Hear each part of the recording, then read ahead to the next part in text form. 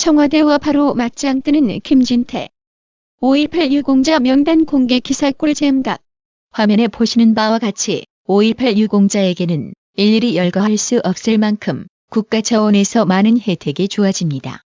더욱 의심스러운 점은 38년이 지난 지금도 유공자는 늘어나고 있다는 점입니다. 그래요. 100번 양보해서 5.18이 민주화운동이라고 합시다. 그럼 그 자랑스러운 명단이나 공개하세요. 그걸 왜 거부합니까? 그런데 생각할수록 이상합니다. 왜 계엄군을 죽였다고 나오는 자가 없을까요? 왜 무기고를 습격했다고 나오는 자가 없을까요? 왜 교도소를 습격했다고 나오는 자가 없을까요? 왜 도청 지하실에 폭약물을 설치했다고 나오는 자가 없을까요? 왜 무장 공격을 지휘했다고 한 자가 없을까요? 계엄군을 죽인 것과 무기고와 교도소 습격한 것이 민주화라면 지금이라도 나서서 당당하게 자신이 당시 했던 일들을 말해보란 말입니다. 2월 8일 열렸던 자유한국당 5.18 공청회에서 쏟아진 발언을 두고 예상대로 민주당은 5.18을 폄훼해 모독했다고 반발했습니다. 심지어 5.18이 무슨 대한민국 헌법인 줄 아는지 헌정질서 파괴 드립까지 했습니다.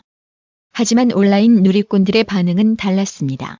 2월 11일자 가장 많은 댓글이 달려있는 5.18 폄훼 한국당 3인 사과 없어 유공자 명단 공개해야라는 제목의 뉴시스 기사의 온라인 반응을 공감 순으로 살펴보면 유공자 명단 공개는 전 국민 알 권리다.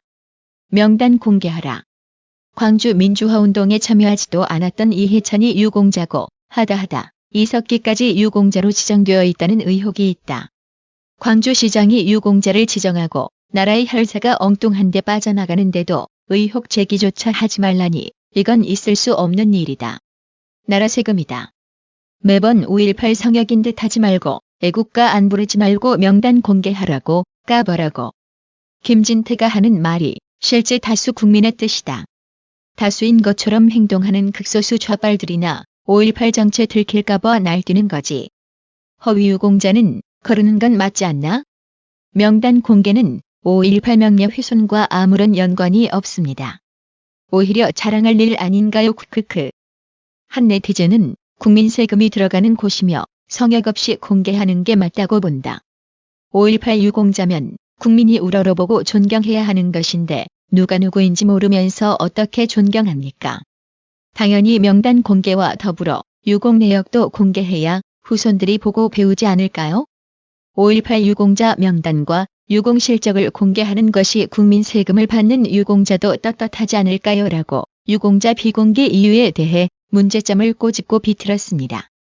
2월 11일 5.18 공청회를 주최한 자유한국당 김진태 의원은 5.18 민주화운동 폄훼 논란과 관련 5.18은 민주화운동이라는데 이의는 없다면서도 유공자 명단을 공개해야 한다는 입장은 고수했습니다. 이 기사 역시 온라인 누리꾼들도 이구동성으로 김진태 의원의 주장에 공감표를 던졌습니다. 5.18 유공자 공개하라는 김진태 의원의 주장에 온라인 누리꾼들은 맞는 말이네. 왜 그리 명단 공개를 반대할까? 너무나 당연한 말이다. 전 세계 수만 종류의 유공자 중에서 오직 우리나라의 5.18 유공자만 공개하지 않고 있다. 광주 시민이여 명단을 공개하고 떳떳한 유공자가 됩시다.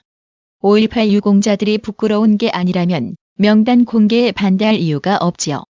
무슨 진일파 목록이라도 되나요? 감추고 싶게. 그중 한 네티즌은 보나마나 운동권 출신인 민주당 의원들이 대거 명단에 포함되어 있기 때문일걸? 라고 명단 공개를 꺼리는 숨은 속내에 일침을 날렸습니다. 카이스트 이병태 교수 역시 정보공개법과 5.18 유공자 명단. 정보공개법은 세금이 들어가는 사안들은 국가안보나 개인 사생활 보호라는 특별한 사안이 아니면 공개가 원칙이다. 그런 의미에서 5.18 유공자 명단과 전교조 명단 공개 거부는 이 원칙에 배치된다. 전교조 또한 많은 지원을 세금에서 누려왔다. 그래서 미국의 주립대학 교수들의 임금도 일부는 강의 평가 점수고 공개되어 있다라고 혈세 먹으면서도 명단은 비공개, 그 서투른 이유를 지적했습니다.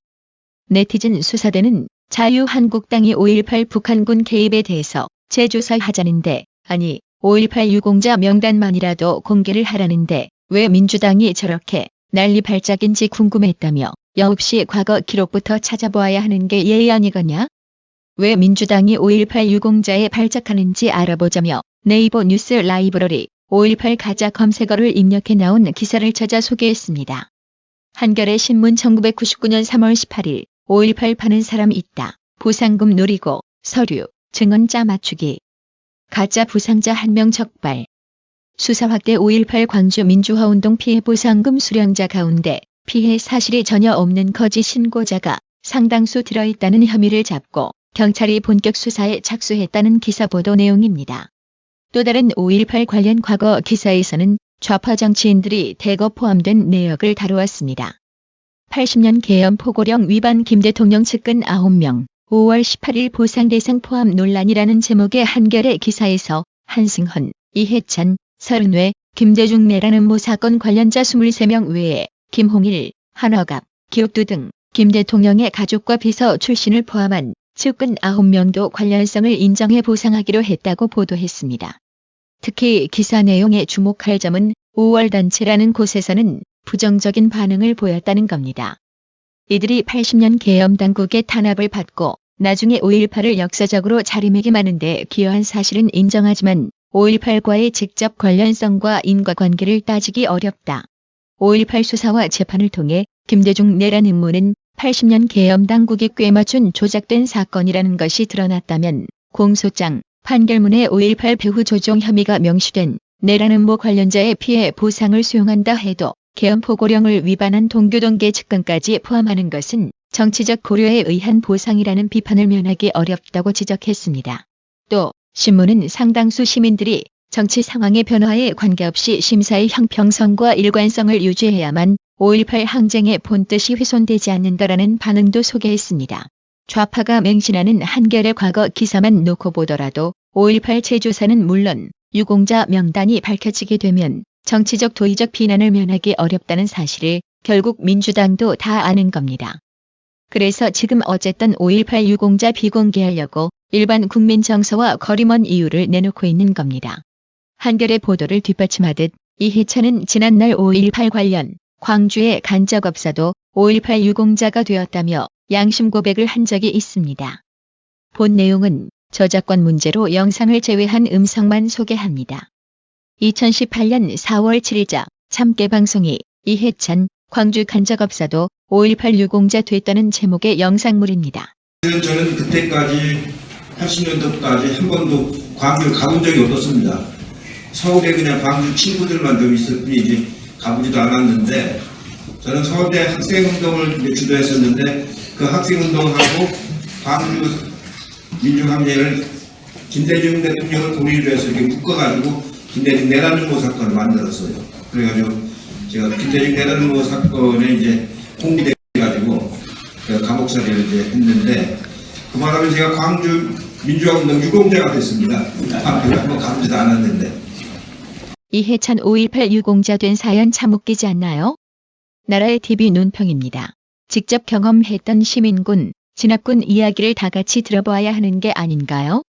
5.18 재단에서 연구한 사람이 나오면 제야에서 5.18을 전문으로 연구한 지 많은 박사가 나와서 같이 조사해야 하는 게 아닌가 말입니다.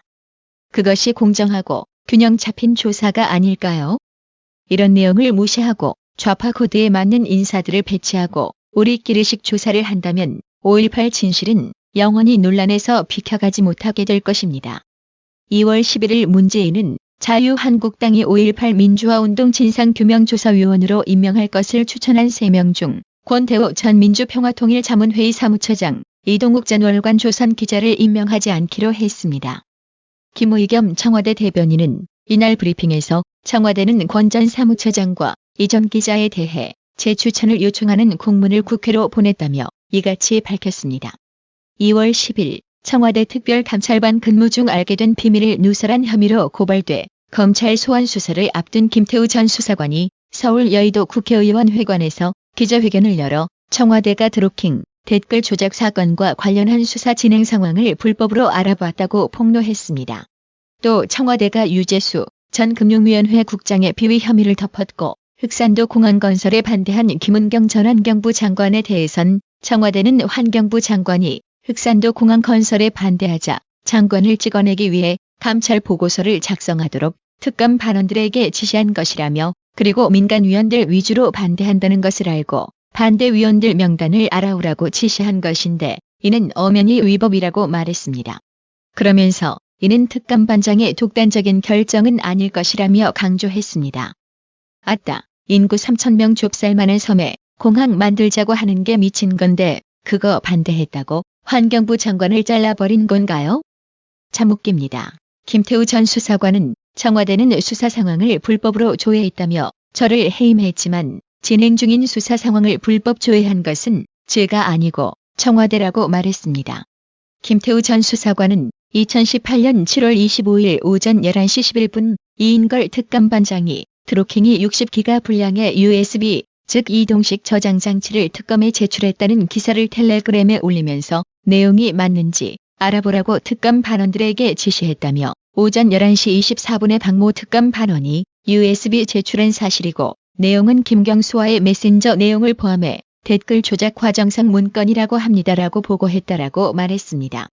이어 청와대는 대통령의 최측근이 수사받는 특검 수사 상황을 알아보라고 지시한 것이라며, 궁극적으로 청와대에 누가 드로킹의 수사 상황을 알아보라고 지시했을까?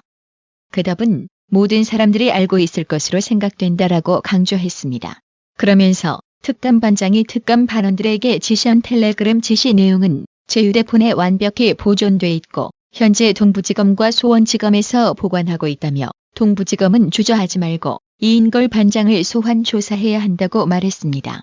이날 기자회견에는 자유한국당 안상수 의원, 김진태 의원, 김용남 전 의원, 바른미래당 이현주 의원이 참석했습니다. 김태우 전 수사관 추가 폭로 기자회견에 참석한 김진태 의원은 자신의 페이스북에 오늘 김태우의 두 번째 기자회견에 참석했다. 이제야 알았다. 작년에 드로킹 특검이 왜 그렇게 일찍 짐을 쌌는지. 청와대가 특검 수사에 개입했던 것이다. 그러니 특검이 제대로 수사를 할 수 있었겠나? 청와대 민정실 특감반장이 특검 수사 상황을 알아보라고 지시하고 특감 반원이 수사 상황을 특검에 알아보고 상부에 보고했다고 한다. 텔레그램 방에 증거가 남아있다고 한다. 그 상부가 누구인지 우리는 안다. 조국 민정수석과 백원우 민정비서관을 소환 조사해야 한다. 청와대가 특검 수사 상황을 몰래 알아봤다면 압력이 되고 직권남용에도 해당된다. 특검 측이 수사 기밀을 누설한 것도 범죄다. 이라고도 도리어 김태우를 공무상기밀 누설로 구속할지 모른다.